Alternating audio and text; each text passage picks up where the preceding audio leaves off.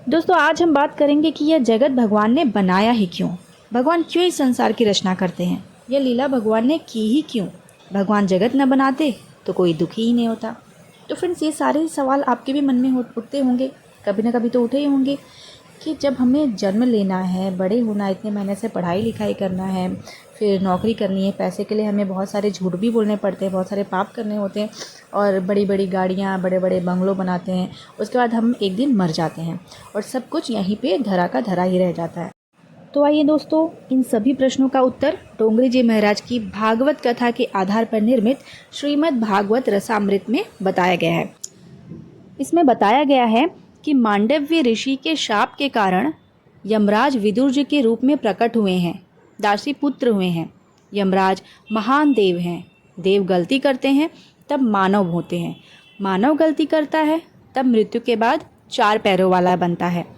मानव का जन्म देव बनने के लिए है। ऐसा पाप न करिए कि भगवान हमें पशु का जन्म दे। इतनी भक्ति नियम से करिए कि हमारा अगला जन्म किसी संत के घर में हो। विचारते रहिए कि इस जन्म में तो बहुत उम्र के बाद सावधान हुआ, मुझे देर से ज्ञान हुआ। अब मुझे संत के घर जन्म लेना है, जिससे कि दूसरे जन्म में मैं बचपन से ही सावधान हो सकूं। आप देव नहीं हो सकते तो चिंता नहीं है, पर पशु जन्म मिले ऐसा पाप ना हो जाए, इसका ध्यान रखें। विदुर जी अब बहुत सावधान हैं। सोचते हैं कि मुझसे एक बार भूल हुई, अब दूसरी बार भूल होगी तो मैं पशु हो जाऊंगा। अब सावधान होकर वे भक्ति करते हैं। मैत्रेय ऋषि विदुर जी से कहते हैं कि आपको मैं जानता हूँ, आप यमराज के अवतार हैं। मेरे परमात्मा की मुझे आज्ञा हुई है कि मेरे विदुर को तुम उपदेश देना।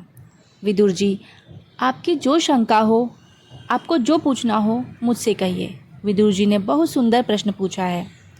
यह जगत प्रभु ने क्यों बनाया? संसार की रचना से जीव दुखी होते हैं। भगवान जगत न बनाते तो कोई दुखी ही नहीं होता।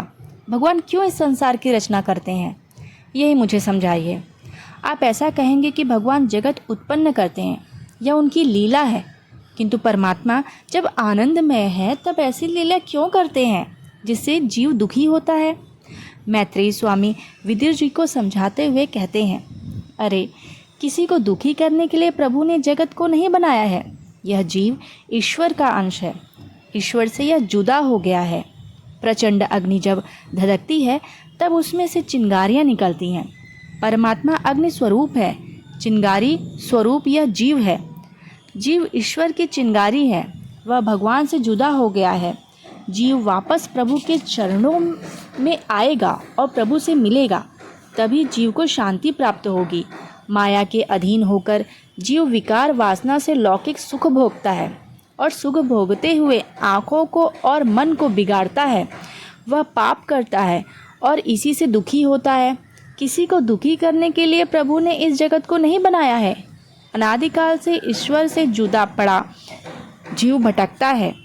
इस जीव को अपने स्वरूप का ज्ञान करा के किए गए पापों का फल भोगने के बाद उसके पापों का विनाश करके जीव को अपनी ओर खींचने के लिए भगवान संसार की रचना करते हैं, जिससे कि अपने किए पापों के फल को भोग कर जीव निष्काम बने, निरंतर भक्ति करे।